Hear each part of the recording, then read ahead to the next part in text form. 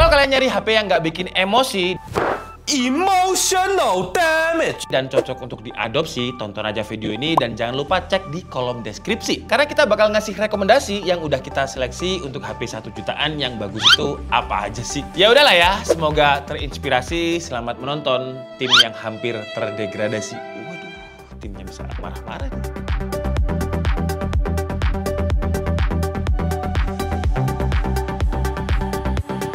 Oke, jadi buat nerusin tradisi, wah masih ada sinyal lagi nih. Jadi kita bakalan ngasih beberapa HP rekomendasi dengan harga 1 jutaan. Dan buat kalian yang udah sering nonton video rekomendasi kita, pasti tau lah kalau kita ada kualifikasinya biar bisa masuk ke video rekomendasi. Jadi sebelum kita bahas HP-nya ini apa aja, untuk kualifikasinya, yang pertama jelas barangnya harus barang resmi, garansi resmi. Barang baru juga dan dari official store. Harganya harus under 2 juta, terus HP-nya udah pernah kita bahas. Karena kalau kita belum pernah bahas, nggak mungkin kita berani ngerekomendasiin ya. Terus minimal dia harus dirilis Juli 2024. Jadi kalau di bawah Juli udah nggak bisa masuk. RAM minimalnya 4 GB, storage minimal 128, dan layar minimal harus IPS. Untuk TN atau VA udah nggak bisa masuk. Dan seperti biasa di video rekomendasi ini nggak ada yang namanya endorse-endorsean. Paling kalau boleh ngendorse, ya cafe saya sendiri aja lah. District Cafe and Roastery. Ini cafe yang kecil sebenarnya tapi lumayan ngehits lah di Malang karena ada foto bulannya. Terus kalau buat working space,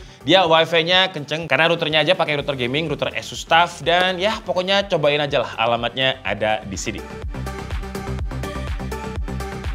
Oke, jadi di depan saya ini udah ada 6 HP, jadi kita urutin dari mulai nomor 6 dulu sampai nomor 1 ya. Yang nomor 6 itu ada itel A80. Dia dirilis di September 2024. Sebenarnya HP ini recommended buat kalian yang budgetnya minim. Dari sisi spesifikasi, dia punya 4 GB RAM, 128 storage, layarnya udah IPS 120Hz. Bezel layarnya juga udah cukup tipis untuk HP entry level 1 jutaan. Kalau untuk kameranya sih standar HP entry level, meskipun dia pakai resolusi 50 megapiksel katanya. Terus kamera selfie-nya itu 8 megapiksel, tapi secara hasil video dan hasil kamera ya standar entry level sih ya. Nggak jelek, tapi ya cocok lah kalau di kelas harga 1 jutaan. Baterainya standar juga 5000 mAh, tapi sayangnya untuk adapternya kita cuma dapat yang 10 watt. Yang ngecasnya itu lumayan lama. Kenapa dia kita taruh di nomor 6? Karena untuk chipset dia yang paling kurang kenceng lah ya di kelas 1 jutaan. Dia pakai UniSoC T603 yang Antutunya itu cuma sekitar 150 ribuan. Tapi memang harganya dia 1 jutaan yang paling kecil sih, yang paling murah. 1.139.000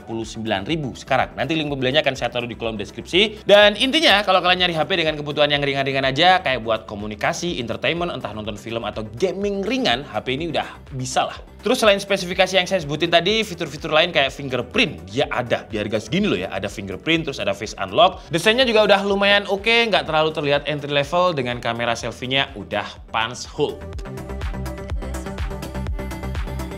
Di urutan ke-6 ada HP yang dirilis Oktober 2024 kemarin ya, sama-sama Transsion Holding sih ya, Infinix Smart 9 yang harganya beda tipis sama itel A80. Ini harganya 1,2 juta. Infinix Smart 9 ini menurut saya lebih better lah ketimbang A80 kalau dibandingkan dari sisi desain yang selera, tapi spesifikasi dia juga lebih tinggi. Desain Infinix Smart 9 menurut saya lebih minimalis, tapi looks-nya masih kelihatan oke, udah punch hole juga, pilihan warnanya juga oke semua. Spesifikasinya dia pakai Helio G81, RAM-nya 4 GB, storage sama 128, yang secara performa di HP 1 jutaan kecil 1,2 juta, Antutunya ini selisih 100 ribu dibanding itel A80 dengan 249 ribuan. Layarnya juga udah pakai IPS 120Hz ya, udah punch hole, bezelnya juga nggak terlalu tebel. Spesifikasi kameranya dia pakai 13 megapiksel main kamera dan 8 megapiksel selfie kamera.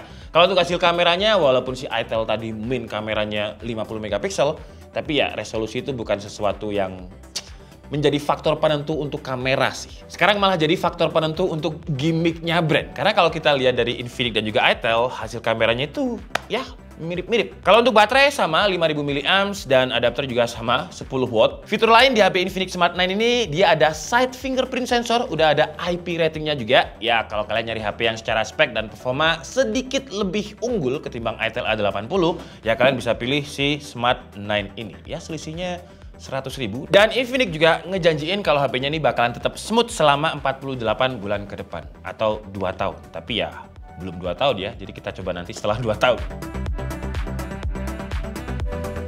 Lanjut ke nomor 4 keempat, kalau kalian fanbase-nya Samsung, Samsung juga ngeluarin HP 1 jutaan yang menurut saya nggak bisa disaingi sama kompetitornya. Kalau dari sisi software dan juga security-nya. Dan ya, ini adalah Samsung Galaxy A06. Kalau secara spesifikasi dan juga desain, ya menurut saya kalah lah kalau dibandingin sama Transsion Holding karena dia bezelnya depan masih tebel, terus juga kameranya masih water drop. Kalau untuk spesifikasinya ya mirip-mirip, RAM-nya ini 4GB, storage 128, chipsetnya pakai Helio G85. Kameranya 1 jutaan itu menurut saya mirip-mirip, kayak cuman perbedaan warna aja dan perbedaan gelap aja. Cuman di Samsung Galaxy A06 ini fitur flagship yang biasanya ada di seri S atau seri Fold, seri Flip dibawa ke seri entry level dengan Samsung Note Fold-nya. Dari sisi OS dia jelas pakai One UI. Jadi ini menurut saya nggak bisa dikejar sama brand lain, yaitu software dan juga security flagship Samsung Knox-nya. Karena kalau kita ngomongin Samsung Knox, dia ada auto blocker, ada secure folder, dia ada private share, banyak lah. Jadi pakai HP itu walaupun entry level kerasa aman. Jadi perbankan kita di sini, kita pakai HP itu kayak ngerasa safe aja. Kalau kedua HP tadi dapat adapter 10 watt, Samsung dong nggak dapat adapter ya. Jadi ya selain bezelnya yang memang dibully tebel, kameranya water drop, dia juga nggak dapat adapter. Di urutan ketiga, di rekomendasi kita ada HP yang baru launching 8 November kemarin.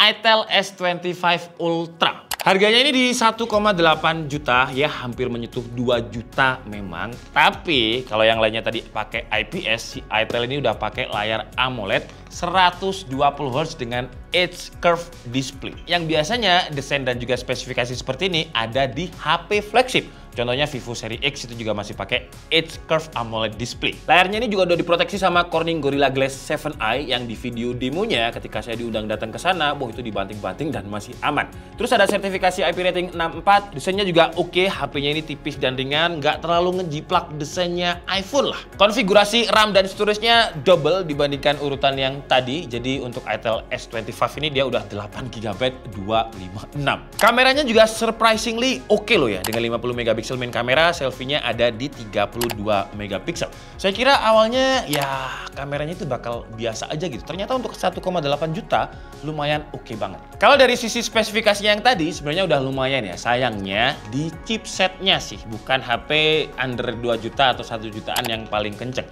Karena chipsetnya dia pakai Uni SoC T620 yang secara performa Antutu, skornya itu di sekitar 330 ribuan. Bayangin aja kalau misalkan si Itel S25 ini pakai MediaTek Helio G99 1,8 juta. Gila. Brand lain pasti langsung auto pusing tuh. Untuk baterai standar sama juga 5000 mAh, tapi untuk adapter dia gede sih. Untuk ukuran 1 jutaan yang di antara kompetitor tadi 10 watt dan nggak dapat adapter, ini 18 watt.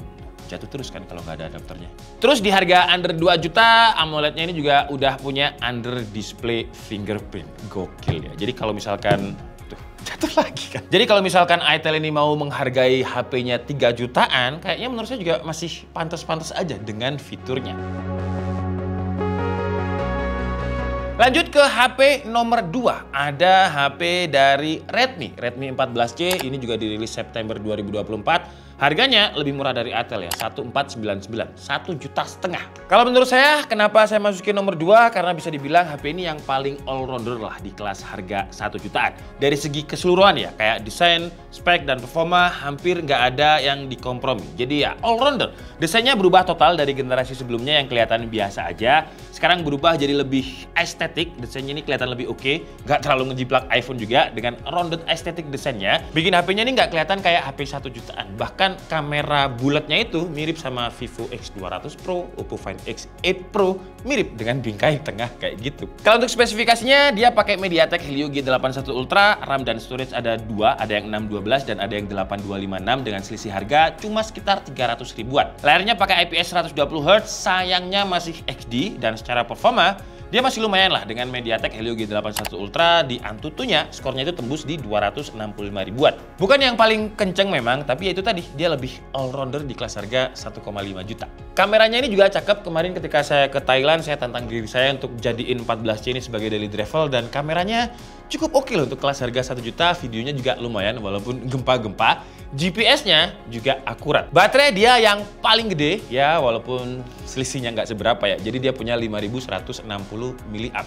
Tapi kan dia bisa bikin gimmick tuh. Baterai lebih dari 5000 mAh. HP 1 jutaan yang baterainya kapasitasnya paling gede. Ya selisihnya 160 tapi. Fitur lain NFC ada, side mounted fingerprint ada, dan pilihan RAM dan juga storage ada yang gede. Dan HP terakhir ini sebenarnya saya agak masukinnya gimana ya, kayak konflik of interest. Tadi saya di intro saya bilang kalau di bawah Juli 2024 itu nggak saya masukin. Tapi HP ini walaupun dia di launching di April 2024, tapi dia yang paling oke gitu di antara lainnya. Dan boxnya juga yang paling gede. Dan namanya adalah itel RS4. Gila, lihat aja nih, boxnya untuk kelas 1 jutaan. Gokil banget. Kenapa tetap saya masukin walaupun rilisnya di bawah Juli? Karena chipsetnya ini dia pakai Helio G99 versi Ultimate yang secara performa dia udah ngalahin 5 lainnya. Performanya itu ya Antutunya bisa 400 ribuan. RAM-nya ini ada di 8 GB, storage-nya 128, IPS 120Hz. Ya meskipun masih XD ya, tapi kalau kita cari performa G99 Ultimate 1 jutaan itu gokil sih. Kameranya dia pakai 50 megapiksel, selfie 8 megapiksel. Untuk kualitasnya ya cukup aman aja lah kalau digunain untuk sehari-hari. Tapi kalau untuk fotografi kurang. Baterainya memang standar di 5000 mAh, tapi yang membedakan dengan HP lainnya, adapternya ini kan 10 watt, 18 watt, nggak dapat adapter. Ini 45 watt dengan harganya 1 jutaan, lebih tepatnya 1,6 juta. Gokil. Dan sejauh ini sih ya, belum ada yang bisa ngalahin itel RS4 kalau di harga under 2 juta atau 1 jutaan. Buat yang nyarinya performa. Kalau nyarinya desain curve AMOLED, ada itel S25. Kalau nyarinya yang softwarenya udah mateng, dengan security-nya udah mateng, A06. Kalau carinya yang 1 jutanya itu 1,1 juta aja, ada A80. Tapi ya chipsetnya, jatuh lagi. Chipsetnya yang paling rendah, tapi kalau selisih 100 ribu pengen lebih kenceng ada itel Smart 9. Nah Xiaomi kalau carinya yang lebih all-rounder bisa pilih 14 chip. Ya, jadi itu tadi adalah rekomendasi smartphone 1 jutaan versi DKID. Kalau kalian punya pendapat lain, bebas, silakan aja tulis di kolom komentar. Atau kalau misalkan jagoan kalian di harga 1 jutaan belum masuk, tulis aja di kolom komentar, kita diskusi bareng-bareng. Intinya kalau beli HP itu disesuaikan sama kebutuhan aja ya, jangan keinginan. Karena kalau kata ibu saya, nuruti pengen iku kanote ya. Kalau bahasa Jawa gitu ya. Atau bahasa Indonesianya itu kalau menuruti keinginan gak bakal ada habisnya. Jadi ya disesuaikan sama kebutuhan aja. Saya Niki Stabudi and see you on the next video. Bye-bye.